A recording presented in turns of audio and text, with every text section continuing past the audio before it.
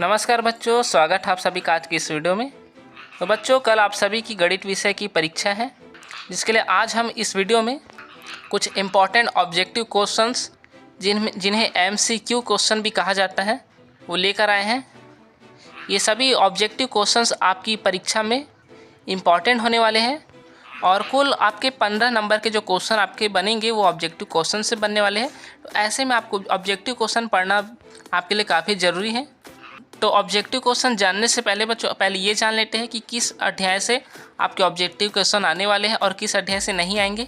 तो आपके objective question जिन अध्यायों से आने वाले हैं पहले उन्हें देख लेते हैं। तो आपका जो अध्याय 1 है उसमें से आने वाला है, अध्याय 3 से आएगा, अध्याय 5 से आएगा, अध्याय 8 से आने वाला है, अध्याय 10 से आएगा, अध्याय फिर 13 से बनेगा, फिर अध्याय 15, अध्याय 17, अध्याय 18, अध्याय 19 और आपका अध्याय, मतलब आपको ये जो साइड में टिक लगा है इन्हीं टिक को ध्यान में रखना। इन्हीं चैप्टर से आपके ऑब्जेक्टिव क्वेश्चन बनने वाले हैं।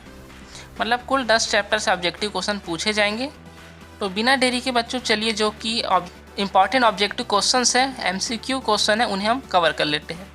तो यहाँ पे बच्चों आप स्क्रीन पे देख पा रहे होंगे, ये आपका पहला प्रश्न होगा ऑब्जेक्टिव क्वेश्चंस का, जिनमें कहा गया सम संख्याओं का पूर्ण वर्ग इसमें खाली स्थान होता है। यहाँ पे आपको सम लिख लेना है।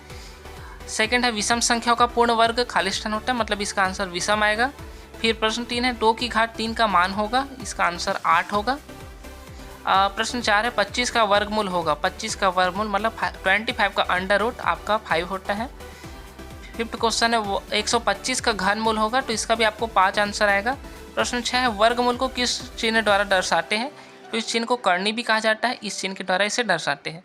दो समांतर रेखाओं के बीच की जो लंबवत दूरी है वो सदैव खाली स्थान होती है, मतलब ये समान होती है। प्रश्न 8 है एक रेखा के समांतर खींची गई सभी रेखाएं आपस में खाली स्थान होती है, यहाँ पे आपका समांतर आ जाएगा। अब प्रश्न 9 है लघु वृत्तखंड का कोण जो होता है खाली स्थान है, तो यहाँ पे अधिक कोण लिखना है आपको।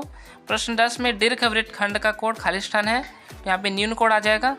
प्रश्न 11 पे है किसी दो वृत्तखंडों में बनने वाले कोणों का मान, कोणों का जो योग है वो खाली स्थान होता है, तो यहाँ पे 180 आ जाएगा। ये सारे ही क्वेश्चन आप सभी के लिए इंपॉर्टेंट होने वाले हैं बच्चों, तो इसलिए इस वीडियो पर एंड तक बने रहिए।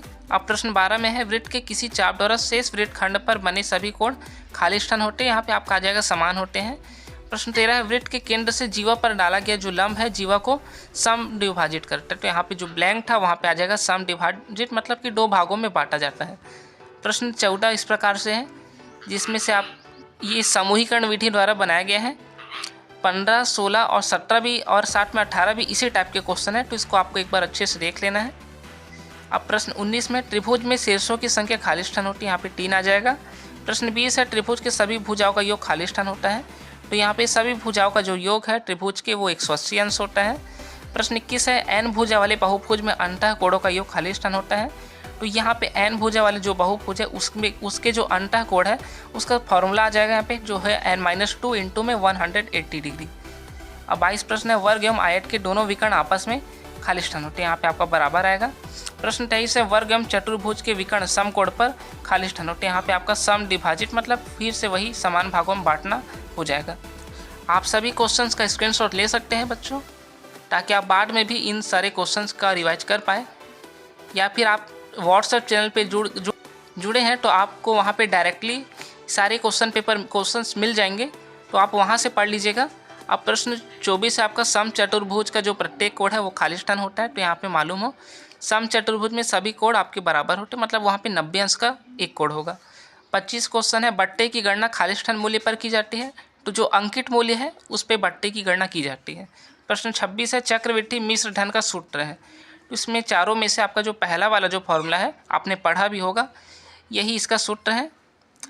फिर 27 प्रश्न है किसी वस्तु की बिक्री पर लगने वाला जो कर कहलाता है उसे बिक्री कर कहते हैं। प्रश्न 28 है किसी वस्तु पर मिलने वाले छूट को बट्टा या फिर इसे आप डिस्काउंट भी कहते हैं। 29 प्रश्न है साधारण ब्याज ज्ञात करने का जो सूत्र है वो क्या है, तो यहाँ पे 3 ऑप्शन है, 3 ऑप्शन में से ये थर्ड वाला आपका आंसर हो जाएगा। प्रश्न 30 है पिरामिड में कोरों की संख्या कितनी होती है, कोर मतलब कोने, तो यहाँ पे 8 आ जाएगा। अब नेक्स्ट है पिरामिड में कुल कितने फलक होते हैं, यहाँ पे आपका 5 आ जाएगा। फिर प्रश्न 32 है पिरामिड में खाली स्थान शीर्ष होते हैं, शीर्ष मतलब जो ऊपरी किनारा होगा वो भी पिरामिड में 5 ही होता है। अब प्रश्न 33 में आ जाते ये है घनाभ में खाली स्थान शीर्ष होते, यहाँ पे आपका 8 आ जाएगा। घनाभ में कोर खाली स्थान होते, यहाँ पे आपका 12 आएगा। घनाभ में कुल फलक खाली स्थान होते, मतलब यहाँ पे आपका 6 आएगा। इसी टाइप से 36, 37 और 38 प्रश्न में घन से संबंधित प्रश्न है, इसके भी आंसर आप यहाँ पे देख सकते हैं। अब प्रश्न 39 है किसी शंकु का जो आधार है वो खाली स्थान होता है, तो यहाँ पे आपको वृत्त लिख लेना है। अब प्रश्न 40 है बेलन में कुल खाली स्थान वृत्ताकार पृष्ठ होते हैं, यहाँ पे आपका 2 आ जाएगा। बेलन क्योंकि इस टाइप से बनता है। अब प्रश्न 41 है इस वाले प्रश्न में यहाँ पे आपको एक डायग्राम मिल जाएगा, उसमें से आपको बताना है कि किस डायग्राम के बारे में है। तो यहाँ पे उपरोक्त चित्र है, यहाँ पे आपके 4 ऑप्शन है, ये आपको मालूम होगा कि ये इसे शंकु कहते हैं, तो आपको शंकु पे टिक कर लेना है। अब प्रश्न 42 पे आ जाते हैं यहाँ से 1 से प्रारंभ होने वाली जो संख्या है उन्हें खाली स्थान कहते हैं। तो 1 से प्रारंभ होने वाली जो संख्या है उन्हें प्राकृत संख्या कहते हैं, जबकि 0 से शुरू होने वाली जो संख्या है उन्हें हम पूर्ण संख्या कहते हैं। प्रश्न 43 है 2 पूर्ण संख्याओं का खाली स्थान एक पूर्ण संख्या होता है, तो यहाँ पे आपको योगफल लिख लेना है।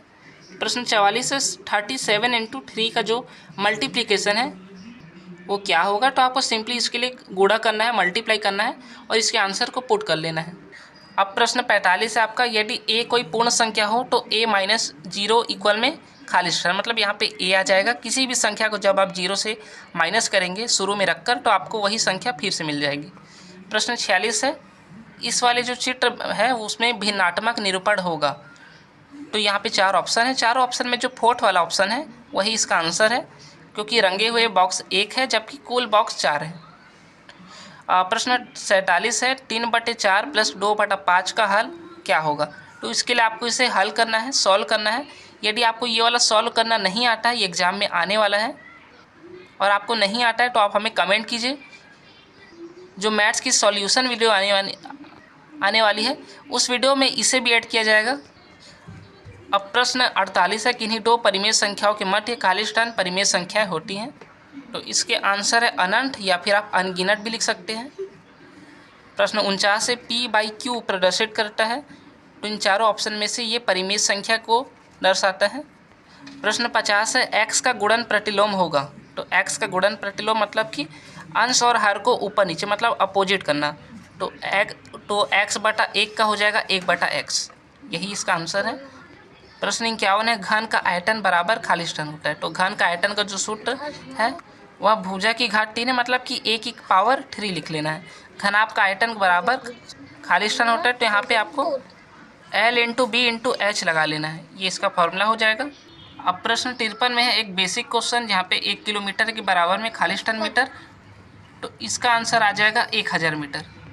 अब प्रश्न 54 है 1 घन मीटर बराबर खाली स्थान घन सेंटीमीटर, तो इसका आंसर है 10 की घात 6 घन सेंटीमीटर।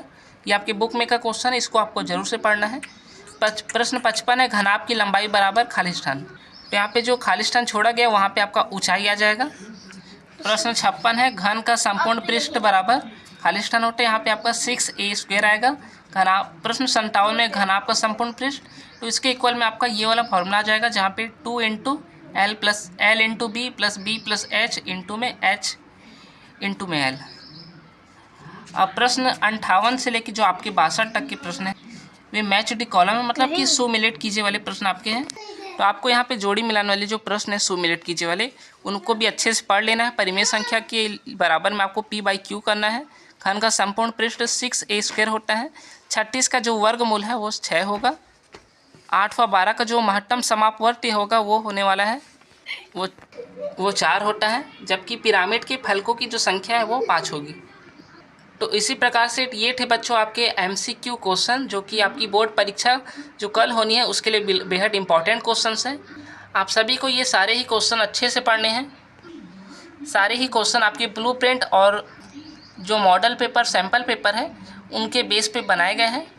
इनमें से आपके MCQ क्वेश्चन जो कि 15 नंबर के आएंगे उनके आने की जो संभावना है लगभग 90 से 100% है। एक बार सभी को आपको एक बार अच्छे से रिवाइज कर लेना है इन सभी को। ये सभी MCQ क्वेश्चन आपको हमारे WhatsApp चैनल पे अभी मिल जाएंगे। इस वीडियो को अपलोड करते ही इन सभी जो क्वेश्चन है उनका स्क्रीनशॉट आपको उस चैनल पे मिल जाएगा। इसका लिंक आपको कमेंट सेक्शन पे मिल जाएगा, तो आप वहाँ से देख लीजिएगा, वहीं से पढ़ भी लीजिएगा। वीडियो हेल्पफुल लगी हो तो लाइक कीजिएगा बच्चों, चैनल को सब्सक्राइब कीजिए। फिर मिलेंगे नेक्स्ट वीडियो में। धन्यवाद।